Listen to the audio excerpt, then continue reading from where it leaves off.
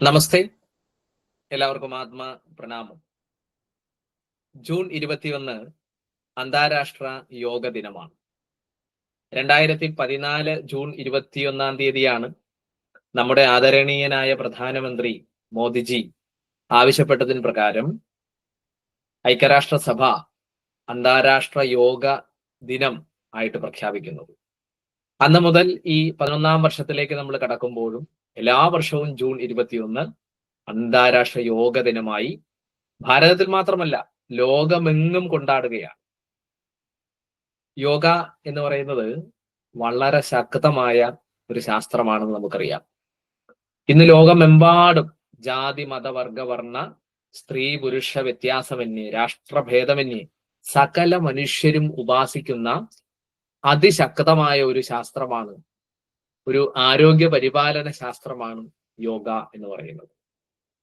Yoga for one earth one health എന്നുള്ളതാണ് ഇത്തവണത്തെ അന്താരാഷ്ട്ര യോഗ ദിനത്തിലെ നമ്മളെ ഒരു തീം എന്ന് പറയുന്നത്. അതാണ് നമ്മളുടെ ഭൂമിക്കും അതേപോലെ തന്നെ നമ്മളുടെ ആരോഗ്യത്തിനും വേണ്ടി യോഗ.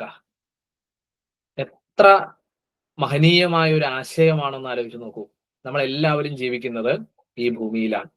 ഈ ഭൂമിയാകുന്ന അമ്മയാണ് നമ്മളെ പരിപാലിക്കുന്നത്, നമ്മളെ പരിപോഷിപ്പിക്കുന്നത്. നമുക്കറിയാം, ഭൂമി ആരോഗ്യകരമായി നിലനിന്നാൽ മാത്രമേ ആ ഭൂമിയിൽ ജീവിക്കുന്ന മനുഷ്യനും ആരോഗ്യമുണ്ടാവൂ.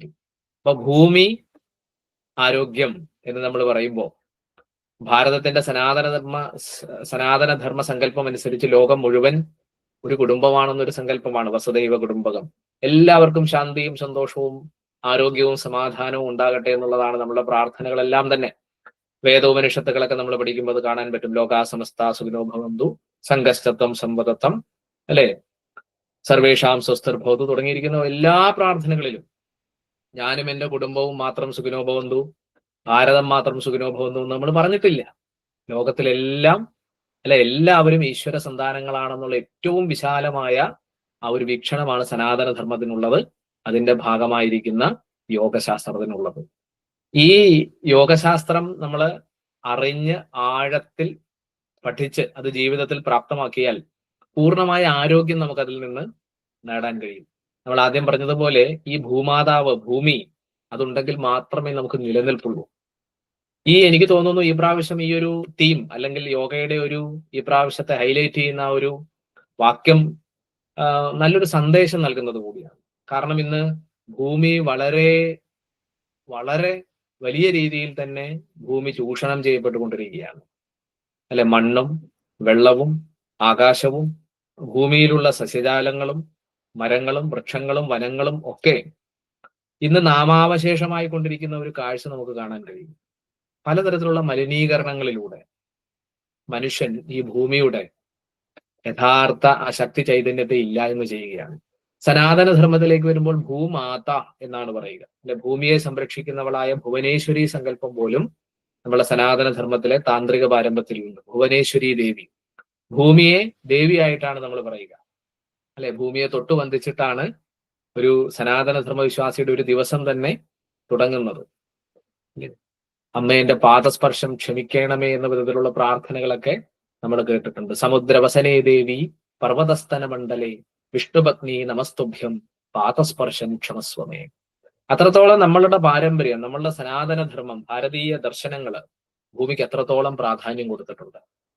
നമുക്കൊരു പെറ്റമ്മയുണ്ട്, നമ്മളെ 10 മാസം ചുമന്ന് നമ്മളെ പാലൂട്ടി വളർത്തുന്ന നമ്മളുടെ പെറ്റമ്മ, അല്ലെ. ആ അമ്മയെ നമ്മൾ എത്രത്തോളം സ്നേഹിക്കുന്നു. അതുപോലെ തന്നെയാണ് ഈ പോറ്റമ്മയായ ഭൂമിയും. നമ്മൾ നമ്മളുടെ അമ്മയെ സ്നേഹിക്കുന്നുണ്ട്, പക്ഷെ നമ്മളുടെ പോറ്റമ്മയായ ഭൂമി എത്രത്തോളം സ്നേഹിക്കുന്നുണ്ട് എന്നുള്ളത് നമ്മളൊന്ന് ചിന്തിക്കേണ്ടതാണ്, അല്ലെ. മലകൾ ഇടിച്ച് നിരത്തിയും കാടുകൾ വെട്ടിത്തെളിച്ചും നദികളെയും കായലുകളെയും സമുദ്രങ്ങളെയും ഒക്കെ മനുഷ്യൻ അവന്റെ ദുഷ്പ്രവർത്തികൾ കൊണ്ട് മലീമസമാക്കിയും ആ ഭൂമിയുടെ ശരിയായ നിലനിൽപ്പിന്, അതിന്റെ അസ്തിത്വത്തിന് തന്നെ മനുഷ്യൻ ഏറ്റവും വലിയ ഭീഷണിയായി മാറുകയാണ്. മറ്റു ജീവജാലങ്ങളൊന്നും തന്നെ ഈ ഭൂമിക്ക് ദോഷകരമായ ഒന്നും ചെയ്യുന്നില്ല, അവരതിനെ പരിപോഷിപ്പിക്കുകയാണ് ചെയ്യുക. പക്ഷെ ഇത്രയും അധികം ബുദ്ധിശക്തിയുള്ള, മനനം ചെയ്യാൻ ശേഷിയുള്ള മാനവൻ തന്നെ അവന്റെ തെറ്റായ പ്രവർത്തികളിലൂടെ നമ്മളുടെ ഭൂമിയെയും ജലത്തിനെയും വായുവിനെയും സർവ്വതിനെയും, ഭൂമിയിലുള്ള സർവ്വതിനെയും മലീമസമാക്കിക്കൊണ്ടിരിക്കുകയാണ്. അപ്പൊ ഈ ആപ്തവാക്യത്തിന് ഈ ഒരു സമകാലീന സമൂഹത്തിൽ പ്രസക്തിയുണ്ട്. ഭൂമിയെ നമ്മൾ സംരക്ഷിക്കണം. ഭൂമിയെ ശരിയായി സംരക്ഷിച്ചാൽ മാത്രമേ നമുക്ക് ശരിയായ നിലനിൽപ്പുള്ളൂ. അല്ലെ? ഭൂമി മലീമസമാക്കിയാൽ വായുവും വെള്ളവും ആകാശവും വൃക്ഷലതാദികളും ഒക്കെ ഇല്ലാതായി കഴിഞ്ഞാൽ നമ്മുടെ നിലനിൽപ്പ് തന്നെ അപകടത്തിലാകും എന്നുള്ളതാണ്. അപ്പൊ പൂർണ്ണാരോഗ്യം നിലനിൽക്കണമെങ്കിൽ ഭൂമിയുടെ പൂർണ്ണാരോഗ്യം നിലനിൽക്കണം. അല്ലെ? വ്യക്തിക്ക് ആരോഗ്യം ഉണ്ടാകണമെങ്കിൽ ആ ആരോഗ്യത്തിന് ആവശ്യമായിരിക്കുന്ന വ്യക്തിധർമ്മം നമ്മൾ അനുഷ്ഠിക്കണം. അതുപോലെ തന്നെ നമ്മൾ നിലനിൽക്കുന്ന ഈ ഭൂമിക്ക് പൂർണ്ണമായ ആരോഗ്യം ഉണ്ടാകണമെങ്കിൽ ഭൂമിയോടുള്ള നമ്മളുടെ മനോഭാവം മാറണം. അപ്പൊ ഈ ഒരു വാക്യത്തിന് ഇന്നത്തെ സമകാലീന സമൂഹത്തിൽ വളരെയധികം പ്രസക്തി ഉണ്ടെന്ന് നമുക്ക് കാണാം. യോഗശാസ്ത്രത്തെ പറ്റി നമുക്ക് പറഞ്ഞു കഴിഞ്ഞാൽ യോഗ അതിപൗരാണികമായ ഒരു ശാസ്ത്രമാണ്. സംസ്കൃതത്തിലെ യുജ് എന്ന ധാതുവിൽ നിന്നാണ് യോഗ അല്ലെങ്കിൽ യോഗം എന്ന വാക്കുണ്ടായത്. അല്ലെ? കൂടിച്ചേരുക, ഒന്നു ചേരുക, ലയിക്കുക എന്നുള്ളതൊക്കെയാണ് അതിന്റെ അർത്ഥം. സംയോഗോ യോഗ യുക്തിയുക്തോ ജീവാത്മാ പരമാത്മനോ, അല്ലെങ്കിൽ ജീവാത്മാ പരമാത്മാ ലയനം യോഗ എന്നൊക്കെ പറയും. ജീവാത്മാവായ മനുഷ്യർ പരമാത്മാവായ ഈശ്വരനിൽ യൂണിവേഴ്സൽ കോൺഷ്യസ്നസ്, അല്ലെ, സ്വയം ബോധമുള്ള ആ ഒരു ചൈതന്യത്തിലേക്ക് ഒന്നുചേരുന്ന അവസ്ഥയാണ് യോഗം എന്ന് പറയും. പല നദികൾ അനേക സ്ഥലങ്ങളിലൂടെ ഒഴുകി പിന്നീട് ഏകമായ സമുദ്രത്തിൽ വന്ന് ലയിക്കുന്നത് പോലെ മനുഷ്യൻ ജാതി മത വർഗ വർണ്ണ വ്യത്യാസങ്ങൾക്കപ്പുറമായി യോഗശാസ്ത്രത്തിലൂടെ ഒന്നായി ചേരുന്നു എന്നാണ്. നമുക്കൊരു യൂണിവേഴ്സൽ റിലീജിയൻ എന്ന് വേണമെങ്കിൽ നമുക്ക് യോഗയെ വിശേഷിപ്പിക്കാം. മതം എന്ന് പറയുമ്പോൾ അതിൽ ചോദ്യം ചെയ്യപ്പെടാനാവാത്ത വിശ്വാസ പ്രമാണങ്ങളും ആചാരാനുഷ്ഠാനങ്ങളും ഒരു ഗ്രന്ഥവും ഒരു ദൈവവും ഒക്കെയാണുള്ളത് നമ്മൾ മതം എന്ന് പറയുന്നത്. എന്നാൽ ഒരു ഗ്രന്ഥമല്ല, അനേകം ഗ്രന്ഥങ്ങളുള്ള, അനേകം അനുഷ്ഠാന പദ്ധതികളുള്ള, ഈ ലോകത്തുള്ള എല്ലാ മനുഷ്യരെയും ഒന്നായി കാണുന്ന ആ ഒരു അർത്ഥത്തിൽ യോഗയെ നമുക്ക് യൂണിവേഴ്സൽ റിലീജിയൻ എന്ന് പറയാം. ഒറ്റ ഗ്രന്ഥമല്ല, അനേക ഗ്രന്ഥങ്ങൾ യോഗശാസ്ത്രത്തിലുണ്ട്. ഒരു പരമ്പരയല്ല, അനേകം പരമ്പരകൾ യോഗയിലുണ്ട്. അല്ലെ? ഒരു ഉപാസനാക്രമമല്ല, അനേക ഉപാസനാക്രമങ്ങൾ യോഗയിലുണ്ട്. ഇപ്പൊ കർമ്മയോഗ സിദ്ധാന്തത്തെ പറ്റി നമ്മൾ കേട്ടിട്ടുണ്ട്, ജ്ഞാനയോഗ സിദ്ധാന്തത്തെ പറ്റി കേട്ടിട്ടുണ്ട്, രാജയോഗ സിദ്ധാന്തത്തെ പറ്റി നമ്മൾ കേട്ടിട്ടുണ്ട്, ഭക്തിയോഗം, അല്ലെ, ലയയോഗം, നാദയോഗം, കുണ്ഡലിനി യോഗം, സ്വരയോഗം, വസിയോഗം, അങ്ങനെ വിവിധ തരത്തിലുള്ള യോഗങ്ങളുണ്ട്. ഈ യോഗങ്ങളെല്ലാം ഉദ്ദേശിക്കുന്നത് എന്താണ്? മനുഷ്യനെ ഉയർന്ന ബോധത്തിലേക്ക് നയിക്കുക, അവന്റെ ഉള്ളിൽ ശാന്തിയും സന്തോഷവും സമാധാനവും ആരോഗ്യവും ആനന്ദവും നിറയ്ക്കുക. ശാരീരികമായ ആരോഗ്യം, മാനസികമായ ആരോഗ്യം, ബൗദ്ധികമായ ആരോഗ്യം, ആത്മീയമായ ആരോഗ്യം. അപ്പൊ ആരോഗ്യമാണ് യോഗയിലൂടെ നമുക്ക് ലഭിക്കുക. അല്ലെ? ശരീരം, മനസ്സ്, ബുദ്ധി, ആത്മാവ്, ഇത് നാലും ചേർന്നതാണ് ഒരു മനുഷ്യൻ എന്നാണ് യോഗയുടെ വീക്ഷണം. ഒരു മനുഷ്യനെ പറ്റി നമുക്ക് പ്രശ്നങ്ങൾ അനുഭവപ്പെടുന്നതും ഇവിടെ തന്നെയാണ്. ശാരീരിക പ്രശ്നങ്ങൾ, മാനസിക പ്രശ്നങ്ങൾ, ബൗദ്ധിക പ്രശ്നങ്ങൾ, ആത്മീയ പ്രശ്നങ്ങൾ. ആ പ്രശ്നങ്ങൾ പരിഹരിക്കപ്പെട്ടാൽ ശരീര, മനോബൗദ്ധിക, ആത്മീയമായ പൂർണ്ണ ആരോഗ്യം നമുക്കുണ്ടാകും. അതിന് അനേകം പദ്ധതികൾ യോഗയിലുണ്ട്. യോഗ വ്യായാമങ്ങൾ അല്ലെങ്കിൽ ശിഥിലീകരണ വ്യായാമങ്ങൾ, വ്യായാമിക വിജ്ഞാനം തുടങ്ങിയിരിക്കുന്ന ഏറ്റവും ബേസിക്കായ അടിസ്ഥാനപരമായ പരിശീലനങ്ങൾ മുതൽ അത്യുന്നതമായ ഏറ്റവും ടോപ്പായിരിക്കുന്ന രാജയോഗ മെത്തേഡുകൾ, കുണ്ഡലിനി ക്രിയാ മെത്തേഡുകൾ വരെ യോഗശാസ്ത്രത്തിലുണ്ട്. പണ്ഡിതനോ പാമരനോ അല്ലെങ്കിൽ ഏത് പ്രായത്തിലുള്ളവർക്കും ഈ യോഗ ചെയ്യാൻ പറ്റും എന്നുള്ളതാണ് അതിന്റെ ഒരു വിശാലത. നിങ്ങൾ പഠിച്ച ഡോക്ടർ ആണെങ്കിലും ശരി, അതല്ല ഒരു സ്കൂളിൽ പോകാത്ത ഒരാളാണെങ്കിലും ശരി, അക്ഷരാഭ്യാസം ഇല്ലാത്ത ഒരാളാണെങ്കിലും ശരി, ആർക്കും യോഗ പഠിക്കാം, യോഗ അഭ്യസിക്കാം. അത്ര സിമ്പിൾ ആണ് യോഗയിലെ പരിശീലന ക്രമങ്ങൾ എല്ലാം തന്നെ. അപ്പോ യോഗ വ്യായാമങ്ങൾ, യോഗാസനങ്ങൾ, ശിഥിലീകരണ വ്യായാമങ്ങൾ, ഇതൊക്കെ നമുക്ക് അടിസ്ഥാനപരമായ വ്യായാമം നൽകുന്നതാണ്. അല്ലെ? മനുഷ്യ ശരീരം ആരോഗ്യപൂർണ്ണം നിലനിൽക്കണമെങ്കിൽ ശരിയായ ആഹാരവും ശരിയായ ശ്വസനവും ശരിയായ വ്യായാമവും ശരിയായ പ്രകൃതി ബന്ധവും ഒക്കെ ചേരുമ്പോഴാണ് പഞ്ചഭൂതാത്മകമായി ഈ ശരീരത്തിന് ആരോഗ്യപൂർണമായിട്ട് നിലനിൽക്കാൻ പറ്റുക. ഇതിൽ ഏതെങ്കിലും ഭാഗങ്ങൾ വന്നാൽ അതിൻ്റെതായിരിക്കുന്ന പലതരത്തിലുള്ള വിഷമതകൾ നമുക്കുണ്ടാവും. അപ്പൊ യോഗ ചെയ്യുക വഴി നമ്മളുടെ കൈക്കും കാലിനും നട്ടെല്ലിനും അതേപോലെ നമ്മളുടെ കഴുത്തിനും കണ്ണുകൾക്കും ഒക്കെ വ്യായാമം ലഭിക്കും. അങ്ങനെയുള്ള ലളിത വ്യായാമങ്ങളാണ് ശിഥിലീകരണ വ്യായാമങ്ങൾ, യോഗ വ്യായാമങ്ങൾ, വ്യായാമിക വിജ്ഞാൻ എന്നൊക്കെ ഉൾപ്പെടുന്ന അടിസ്ഥാന പരിശീലനങ്ങളിലുള്ളത്. പിന്നീട് യോഗാസനങ്ങളുണ്ട്.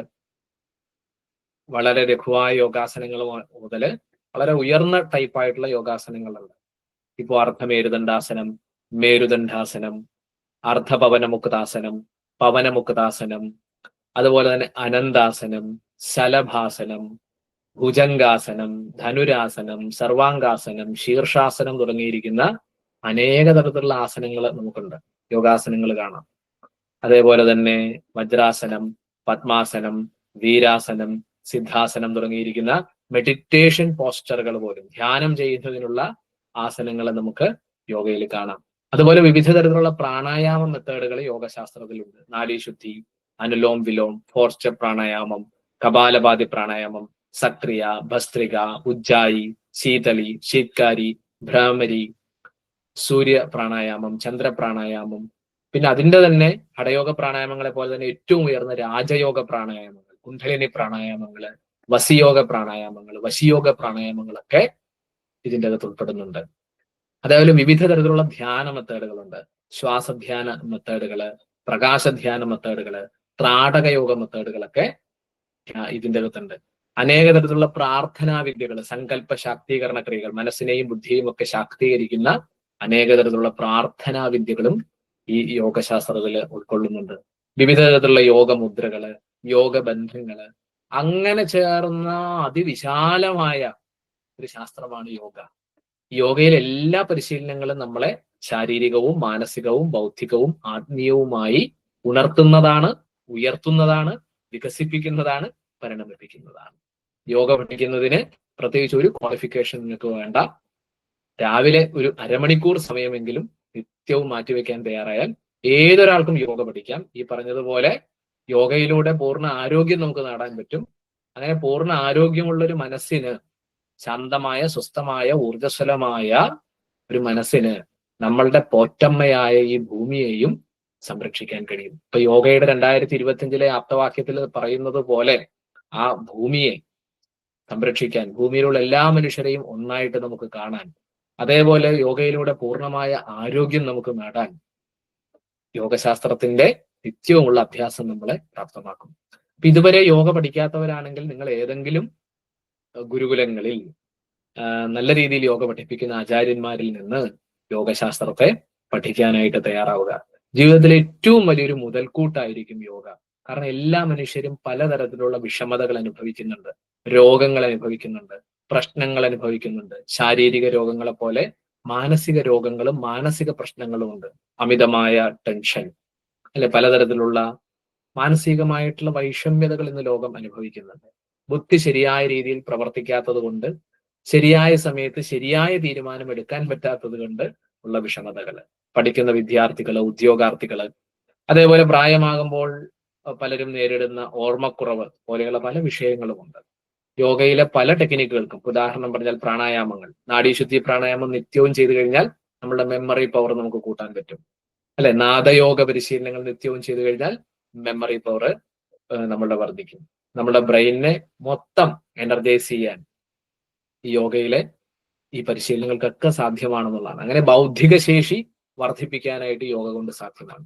അപ്പൊ ശരീരത്തെ ഊർജ്ജസ്വലമാക്കാൻ ബാഹ്യവും ആന്തരികവുമായ അവയവങ്ങളെയും, കൈയും കാലും ചെവിയും മൂക്കും ഒക്കെയുള്ള ബാഹ്യ ശരീരം, അല്ലെ, ആന്തരിക ശരീരം, തലച്ചോറ്, ഹൃദയം, ശ്വാസകോശം, ആർട്ടറീസ്, വെയിൻസ്, ഗ്ലാൻസ്, ഇതൊക്കെയുള്ള ആന്തരിക ശരീരം. ബാഹ്യ ശരീരവും ആന്തരിക ശരീരവും ചേരുന്നതാണ് മനുഷ്യൻ. അപ്പൊ ബാഹ്യാന്തരിക ശരീരങ്ങളെ ശക്തമാക്കാൻ, ഊർജ്ജസ്വലമാക്കാൻ, ആരോഗ്യകരമാക്കാൻ യോഗശാസ്ത്രത്തിലെ യോഗ വ്യായാമങ്ങൾക്ക്, യോഗാസനങ്ങൾക്ക്, പ്രാണായാമങ്ങൾക്ക്, മന്ത്രജപ പരിശീലനങ്ങൾക്ക്, ധ്യാന പരിശീലനങ്ങൾക്ക്, യൗകിക ക്രിയകൾക്ക്, ഷക്രിയകൾക്ക്, യോഗബന്ധങ്ങൾക്ക്, യോഗമുദ്രകൾക്കൊക്കെ സാധിക്കും. ഓക്കെ, അങ്ങനെ പൂർണ്ണ ആരോഗ്യമുള്ള ഒരു മനുഷ്യന്, അല്ലെങ്കിൽ പൂർണ്ണമായ ശാന്തിയും സ്വസ്ഥതയും ഊർജ്ജസ്വലതയും ആരോഗ്യവും ഉള്ള ഒരു മനുഷ്യന് ഈ ഭൂമിയാകുന്ന നമ്മളുടെ പോറ്റമ്മയെ ശരിയായ രീതിയിൽ സംരക്ഷിക്കുവാൻ കഴിയും. അയാളുടെ ആ മനസ്സിൽ നമ്മുടെ പ്രാർത്ഥന പോലെ ലോകാ സമസ്ത സുഖിനോ ഭവന്തു ആയിരിക്കും. ആരോടും ദേഷ്യമില്ലാതെ, ആരോടും വെറുപ്പില്ലാതെ, എല്ലാവരെയും ഒരമ്മ പെറ്റ മക്കളായി കണ്ട് സ്നേഹിക്കാനുള്ള ഒരു കഴിവ്, ആ ഒരു ക്വാളിറ്റി നമ്മളിലേക്ക് വരണമെങ്കിൽ യോഗശാസ്ത്രം ചെയ്യണം. യോഗശാസ്ത്രം ഒരു ഇന്നർ എഞ്ചിനീയറിംഗ് ആണ്, ഒരു ആത്മപരിശോധന കൂടിയാണ് യോഗശാസ്ത്രം എന്ന് പറയുന്നത്. അപ്പൊ ഈ അന്താരാഷ്ട്ര യോഗ ദിനത്തിൽ ഹിമാലയൻ സിദ്ധാശ്രമ യോഗ സാധക കേന്ദ്രവും യോഗയെ ആൾക്കാരിലേക്ക് കൂടുതൽ എത്തിക്കുന്നതിനുള്ള വിവിധ പദ്ധതികൾ നമ്മൾ ചെയ്യുകയാണ്. നമ്മൾ വർഷങ്ങളായിട്ട് യോഗശാസ്ത്രത്തെ, തന്ത്രശാസ്ത്രത്തെ നമ്മൾ പഠിപ്പിക്കുന്നുണ്ട്. 10,000-ലധികം പഠിതാക്കൾ ഇന്നും വളരെ ആക്റ്റീവായി നമ്മളുടെ ഹിമാലയൻ സിദ്ധാശ്രമ യോഗ സാധക കേന്ദ്രത്തില് ഹഠയോഗ ക്രിയകള്, രാജയോഗ ക്രിയകള്, തന്ത്രയോഗ ക്രിയകള്, അങ്ങനെ വിവിധ തരത്തിലുള്ള ആധ്യാത്മിക പരിശീലനങ്ങൾ ചെയ്യുന്നുണ്ട്. ഈ 2025 അന്താരാഷ്ട്ര യോഗ ദിനത്തിൽ ഓരോ വീട്ടിലേക്കും യോഗയുടെ ആ ഒരു വെളിച്ചത്തെ, ആധ്യാത്മികമായ ഒരു വെളിച്ചത്തെ എത്തിക്കുവാനുള്ള ചില പദ്ധതികൾ കൂടി നമ്മൾ ആസൂത്രണം ചെയ്യുന്നുണ്ട്. വളരെ താമസിയാതെ തന്നെ നമ്മളുടെ പുതിയ ഒരു യോഗ പരിശീലന ക്ലാസ്സും ആരംഭിക്കുന്നുണ്ട്. സന്തോഷം. യോഗയിലൂടെ ജീവിതത്തെ ശാന്തവും സ്വസ്ഥവും ഊർജ്ജസ്വലവും ആരോഗ്യകരവുമായി മാറ്റുക. എല്ലാ നന്മകളും ജീവിതത്തിൽ നിറയട്ടെ. എല്ലാവർക്കും അന്താരാഷ്ട്ര യോഗ ദിന ആശംസകൾ.